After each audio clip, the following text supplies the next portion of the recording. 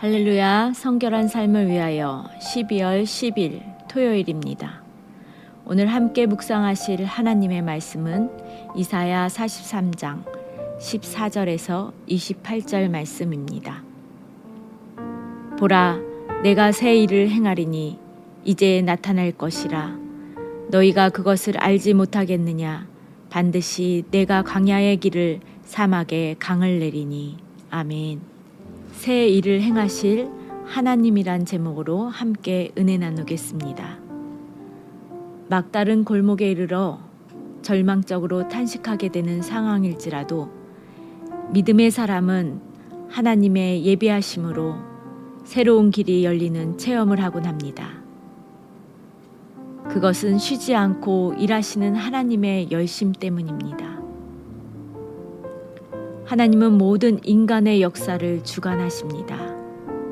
그분은 창조자이시며 왕으로서 오늘도 통치하고 계십니다.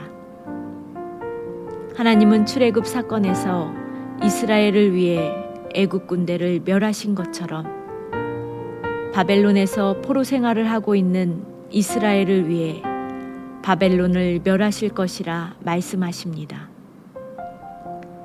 이스라엘을 위해 바다 가운데 길을 내신 하나님은 다시 이스라엘을 위해 광야의 길을, 사막의 강을 내실 것이라고 말씀하십니다. 이것이 이스라엘을 위해 새 일을 행하실 하나님의 예비하심입니다. 하나님은 출애굽 사건을 기억하지 말라고 하십니다. 왜냐하면 앞으로 있을 구원 사건은 출애굽과는 비교할 수 없는 더 놀라운 일이기 때문입니다. 그분은 내 백성, 내가 택한 자를 위해 새로운 일을 행하실 것입니다. 마침내 하나님의 백성은 그 지으신 목적에 맞게 하나님을 찬송하게 될 것입니다. 지금도 하나님은 우리에게 하나님의 방법대로 새 일을 행하고 계십니다. 그런데 이스라엘은 자신들의 구원을 위해 새 일을 행하시는 하나님을 부르지도 않고 괴롭게만 했습니다. 그들은 예배를 소홀히 했습니다. 그들은 죄를 회개하며 하나님께 나아가지도 않았습니다. 번제로 양을 드리지도 않았고 다른 제물을 드린 적도 없었습니다. 물론 하나님이 요구하는 것은 그들의 수고나 비싼 제물이 아니라 하나님을 향한 마음이었지만 이스라엘에게는 바로 그 마음이 없었습니다. 그들은 예배를 통해 하나님을 기쁘시게 하기보다는 죄를 범함으로 하나님을 괴롭게 했습니다. 그러나 하나님은 이스라엘이 범한 죄를 기억하지 않겠다고 말씀하십니다. 그리고 이스라엘이 죄에서 돌이키기를 바라셨습니다.